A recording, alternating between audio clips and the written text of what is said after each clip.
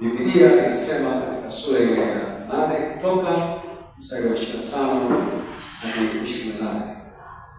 Farao akawaita Musa na Haruni akawaambia, nendeni mkamtolee Mungu wenu dhabihu ndani ya nchi hii. Musa akaenda. Musa akasema, haikupasi kufanya hivyo, kwa kuwa tutamchinjia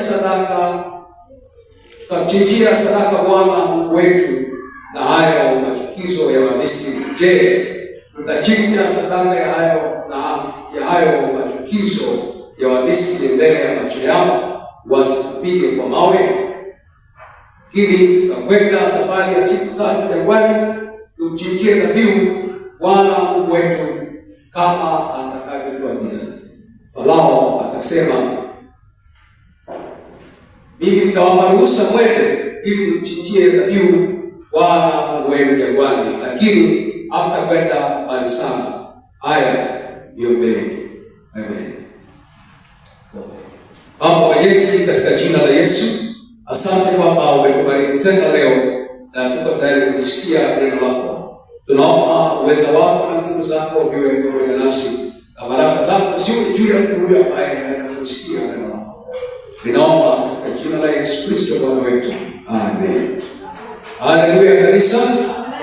Leo tutataka kujifunza somo linalosema kabiliana na katazo juu yako linalokuzuia usifanye au usifike mbali kimafanikio. Kabiliana na katazo lililowekwa juu yako linalokuzuia usiende mbali, usifike mbali kimafanikio. Bwana Yesu asifiwe.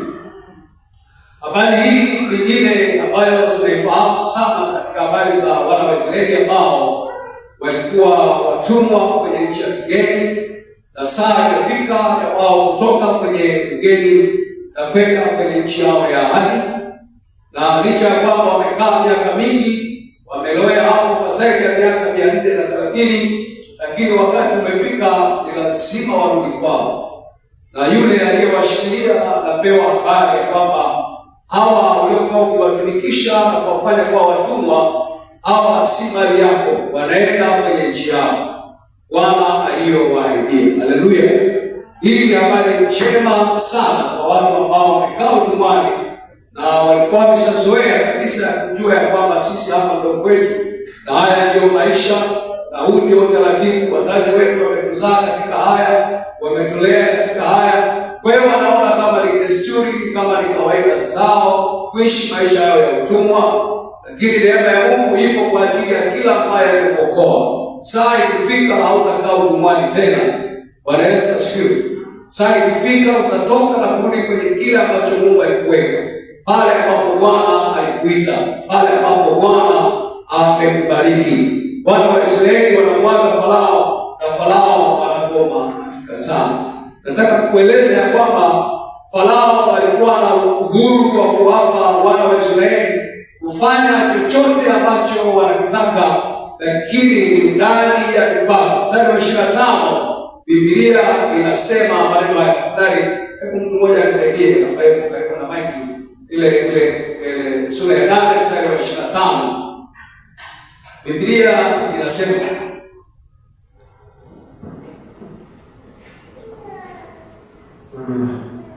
Biblia inasema, Farao akawaita Musa na Haruni akawaambia, enendeni mkamtolee Mungu wenu dhabihu ndani ya nchi hii.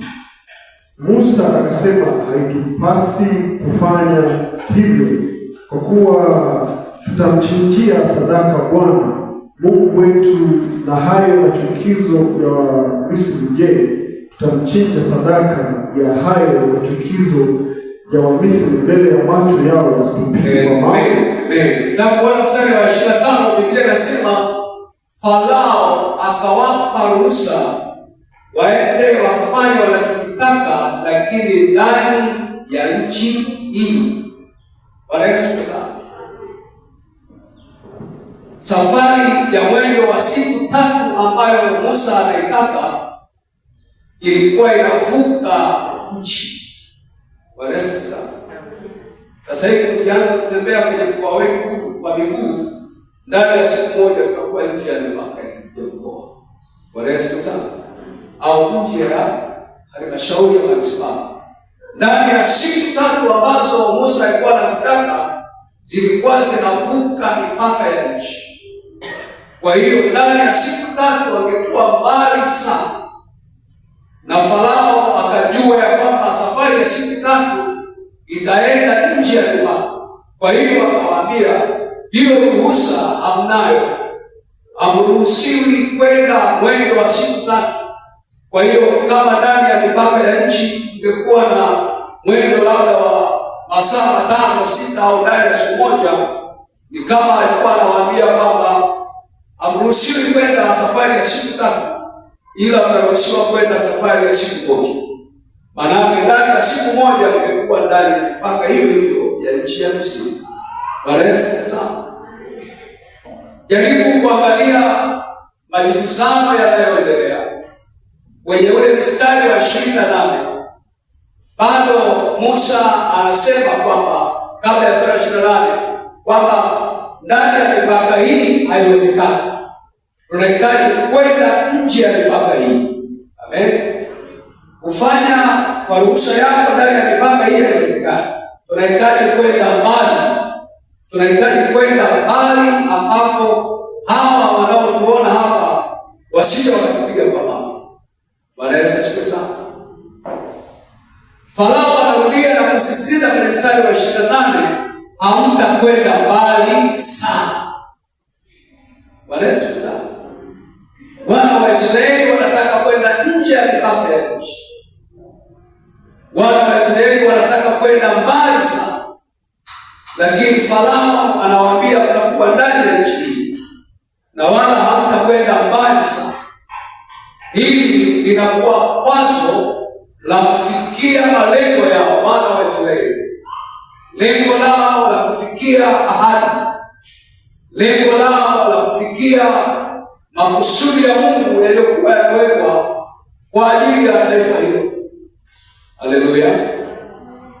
Na hayo ndiyo maisha ambayo yanaishi leo. Ndiyo makusudi ambayo tunayaishi leo. Mungu ametubariki na kutupa ukubwa na upana wa ahadi zitakazotimizwa kwenye maisha yetu.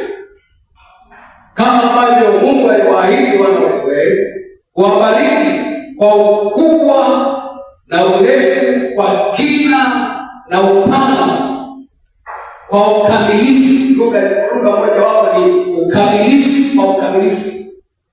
Lakini liko zuio, kwa sababu ya faida ya huyo anayekuzuia, kwa sababu ya faida ya hawa wanaokushikilia, kwa sababu ya faida ya hawa ambao tumewatumikia kwa miaka zaidi ya 400. Hawaoni kama kitu kinachofaa kwa wao kuturuhusu kwenda mbali. Bwana Yesu sana. Lakini jambo la kusisimua liko hapa.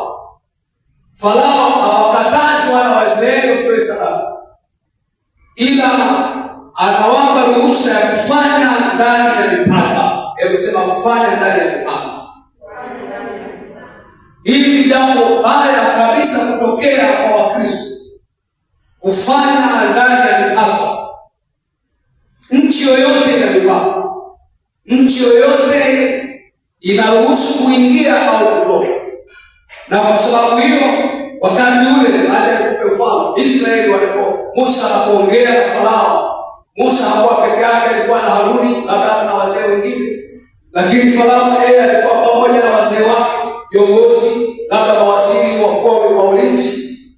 Wanaposikia ya kwamba Farao amesema hamtaenda nje ya nchi hii, maana yake walikuwa tayari kusimamia maelekezo ya ufalme yaliyotolewa, kwamba watu hawa, watumwa hawa, Waebrania hawa wanatakiwa kufanya ibada zao, lakini ibada wanayotakiwa kuifanya haitakiwi kuvuka mipaka hii. Hawa wana wa Israeli Waebrania hawa wamepewa ruhusa ya kufanya maombi, lakini maombi yao hayatakiwi kuvuka mipaka hii. Wamepewa ruhusa ya kumwita Mungu wao, lakini hawatavuka mipaka hii. Kwa hiyo kwa lugha ya Farao alipozungumza, halafu yeye labda hata angeenda kulewa huko pombe na kupumzika, maagizo yapo kwa mawaziri wake, yapo kwa walinzi wake, na waliokuwa tayari kusimamia maelekezo yaliyotoka kwa mheshimiwa kwamba hawa hawatakiwi kuvuka mipaka. Ndivyo ambavyo hata leo, kwa mfano, rais Tanzania tumezungukwa na mataifa nafikiri karibu 8 yaliyo kando kando ya mipaka yetu, na mengine ni jirani sana kwa namna ya kuvuka, kama ilivyo Malawi, kama ilivyo Zambia, kama ilivyo Kenya, kama ilivyo Burundi. Watu wanaweza kuvuka kwa miguu na kufika kwenye makazi ya taifa lingine, na wanaweza kufanya hivyo kwa magendo, lakini sio kwa utaratibu. Taifa limeweka utaratibu, limeweka sheria kwamba hautakiwi kuvuka mpaka huko, na ili uvuke unahitaji kibali cha mamlaka. Hata kama ungepewa maliko, kama kuna watu hapo ng'ambo tu wanatakiwa waokoke, wamjue Mungu, kwa hiyo nenda kawafundishe neno, au nenda kawaombee, lakini hautaruhusiwa kuwafikia watu hao kwa sababu ya mipaka iliyowekwa, mipaka halali.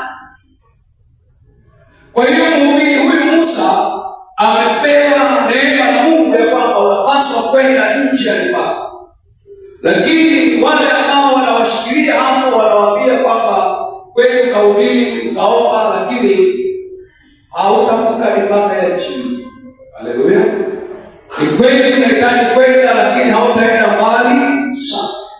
Kwa hiyo kama ni kamera ziko hapo zinafuatilia kuona, je, uko tayari kuvuka mipaka ili mamlaka zichukue hatua yake? Ni kama wanafuatilia waone hata maombi unayoyaomba, je, maombi yako yanavuka mipaka?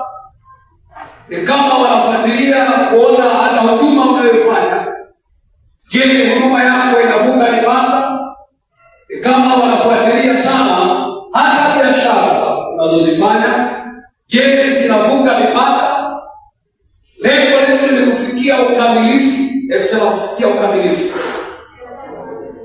Lengo letu ni kufikia ukamilifu wa mafanikio, ukamilifu wa kusudi la Mungu kwenye maisha yetu, ukamilifu wa malengo ambayo Bwana ametuwekea ndani yetu. Na kwa sababu adui hakusudii kuona tunafanikiwa, kwa hiyo anaweza kuchora mipaka kwa ajili yako kwamba hapo hautavuka.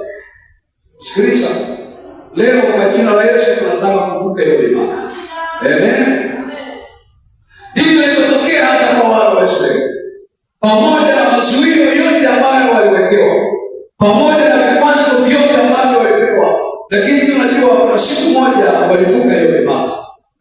Lakini kuna siku moja mipaka hiyo ilifunguka kwa ajili yao, na wale ambao walikuwa kuwashikilia na kuwazuia waliwaaga kwa vigelegele na nderemo pamoja na zawadi. Maana Biblia inasema hivyo, walipoanza kuondoka siku hiyo, hata wale waliokuwa ni wenyeji wakatekewa na hao wanaoondoka, wakajifanya na wao ni Waebrania, wakawapa na zawadi, wakawapa na mahitaji mengine ya kuwasaidia huko njiani. Kwa jina la Yesu, Mungu akufanyie hivyo leo, uivuke mipaka ambayo shetani amekuzuia, uivuke mipaka ambayo watu wabaya wamekunenea, uivuke mipaka ambayo imezuia huduma yako isisonge mbele, mipaka ambayo imezuia maombi yako yasisonge mbele, mipaka ambayo imezuia ufahamu wako usiweze kufikiri kwa ukubwa na kwa upana kama ambavyo unapaswa kufanya hivyo. Haleluya!